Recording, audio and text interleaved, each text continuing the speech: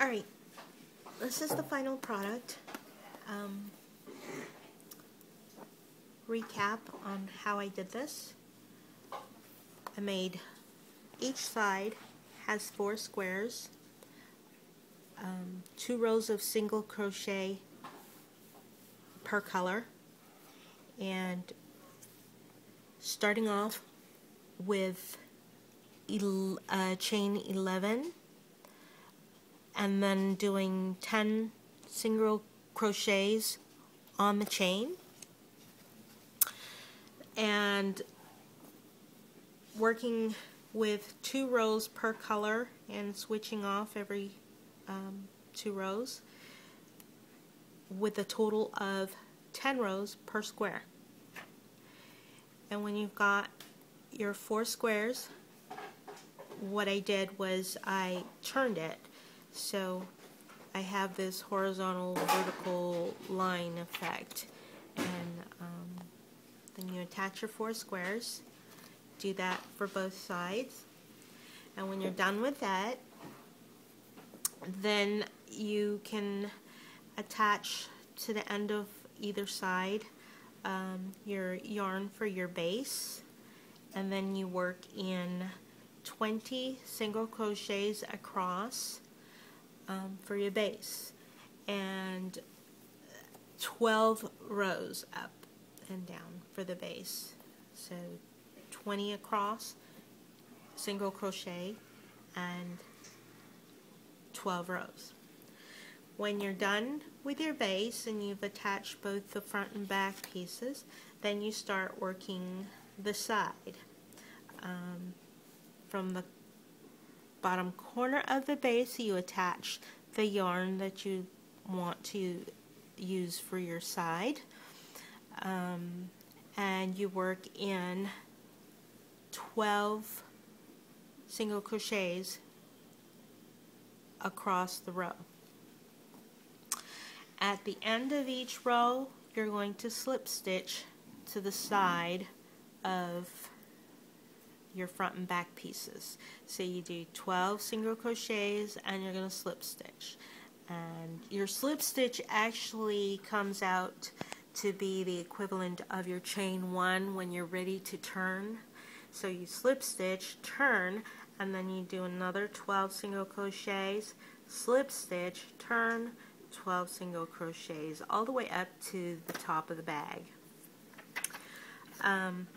Once you've done that for both sides, then you finish off the top with a row. Of single crochet.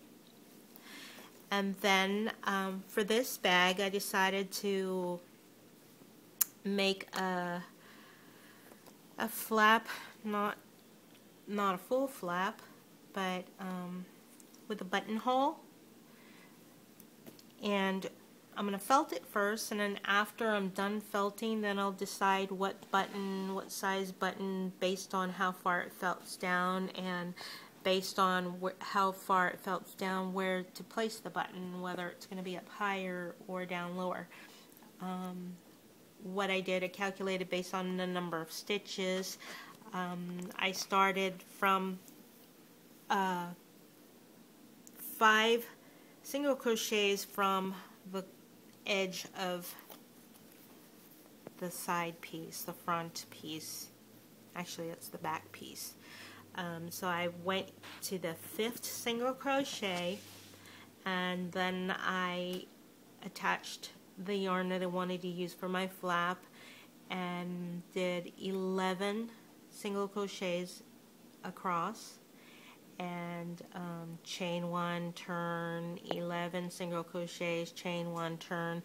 I did that for 8 rows, and then for the 9th row I did single crochet in the first 2 single crochets, then chain 7 and skip the next 7 single crochets, and then I single crocheted in the last 2 single crochet, and then chain 1 and turn, and then continue on with your original 11 crochets across, and I did that for another 3 more rows and finished it off.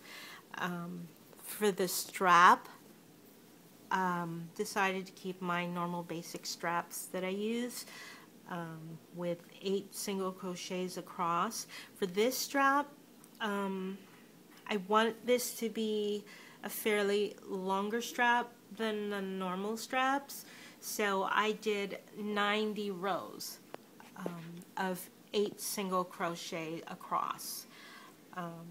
Attached it pretty much from, if you're looking at the side piece, into starting in the 3rd single crochet, then I did a single crochet 8 stitches and chain 1, 8 single crochet, chain 1, 8 single crochet, all the way for 90 rows, and then at the end I attached it to the other side. And there you have it. So this is what the purse looks like prior to felting. It'll get pretty small, fairly small, and like I said, we'll put the button afterwards, but that's it. Well, once it's felted, it'll stiffen. It'll get harder, so it won't be all floppy. But there you go.